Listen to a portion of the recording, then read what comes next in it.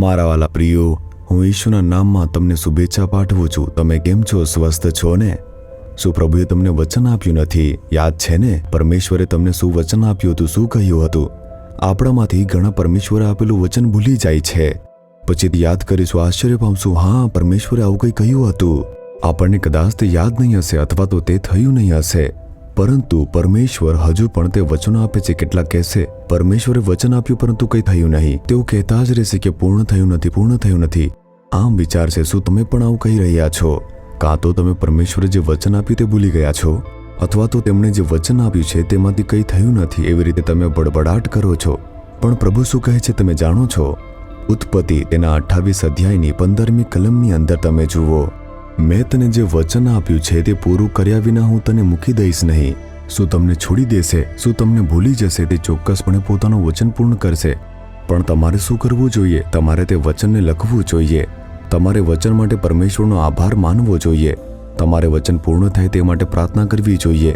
ક્યારેક આપણે પોતે અવરોધ બની જઈશું. વચન ત્યારે જ પૂર્ણ થશે જ્યારે આપણે આપણી કેટલીક બાબતોને સુધારીશું. તેથી આપણે પ્રતિબદ્ધ કરવું જોઈએ. પરમેશ્વરનું વચન પૂર્ણ થવાનો એક યોગ્ય સમય છે. તમારે તેની રાહ જોવી જોઈએ. ધીરજતાથી રાહ જુઓ. પરમેશ્વરે જે વચન આપ્યું છે તેનો વારસો મેળવવો જોઈએ. જે પ્રભુ વચન આપે છે વચનમાં ફેરફાર કરતા નથી. તે ક્યારેય તેનો ત્યાગ કરશે નહીં અને કોઈક ને કોઈક રીતે વચન પૂર્ણ કરશે. પરમેશ્વરે આજ સુધી મને ઘણા વચનો આપ્યા છે અને પરમેશ્વરે જે વચન આપ્યા છે તે હું ડાયરીમાં નોંધતો હોઉં છું. હું તે તારીખ સાથે, સમય સાથે અને પરિસ્થિતિ નોંધતો હોઉં છું. જ્યારે પરમેશ્વર વચન આપશે હું તેને વારંવાર યાદ કરીશ અને આભાર માનીને પ્રાર્થના કરતો રહીશ. આ વચન માટે તમારો આભાર પ્રભુ. હે પ્રભુ, તમે તે પૂર્ણ કરશો તે માટે આભાર. જેમ જેમ તમે તે કૃતજ્ઞ હૃદયથી અપેક્ષા રાખતા રહેશો, પ્રભુ યોગ્ય સમય આવશે અને તેને યોગ્ય રીતે પૂર્ણ કરશે. જો તમે ભૂલી જશો તો પણ પ્રભુ ક્યારેય ભૂલશે નહીં. પરમેશ્વરે આપેલું વચન ભૂલતા નથી. તે યાદ રાખીને પૂર્ણ કરશે. પરમેશ્વર યોગ્ય સમયે તે પૂર્ણ કરશે.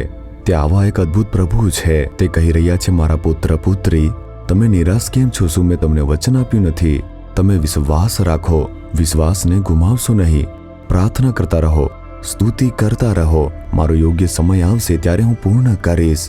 હું તમને ક્યારેય છોડીશ નહીં. મારા વચનોને ભૂલીશ નહીં. તો પછી કેમ નિરાશ થાવ છો? પરમેશ્વરે વચન આપ્યું છે પરંતુ તે પૂરું કર્યું નથી. શા માટે ફરિયાદ કરતા રહો છો? આજે પરમેશ્વરને જોઈને કહો, હે પ્રભુ, હું તમારા વચનોમાં વિશ્વાસ કરું છું. તમે જે વચન આપ્યું છે તે તમે પૂર્ણ કરશો. હું વિશ્વાસથી રાહ જોઉં છું અને હું તેને પ્રાપ્ત કરીશ પ્રભુ. તે આજે પણ પૂર્ણ થશે. કોણ જાણે છે? આ તે દિવસ હોઈ શકે છે જ્યારે વચન પૂરું થવાનું છે. આજે તમારી સાથે એક ચમત્કાર થશે. તે જે વચન છે તે ચોક્કસ પૂર્ણ થવાનું છે. તમે વિશ્વાસ કરો, પ્રભુને પ્રાર્થના કરો, પ્રભુની સ્તુતિ કરતા રહો કે હે પ્રભુ, તમારા વચન માટે તમારો આભાર. જે પોતાના વચનો ભૂલતા નથી, તમે એવા પરમેશ્વર છો. હું આ વચન માટે તમારી સ્તુતિ કરું છું. હું વિશ્વાસ કરું છું, પ્રાર્થના કરું છું, વચન પૂરું થશે. તમે મારા માટે આજે વચન છે તેને પૂરું કરવાના છો. હું આજે પણ એક ચમત્કાર જોવા જઈ રહ્યો છું. ઈશુના નામમાં આમેન, આમેન.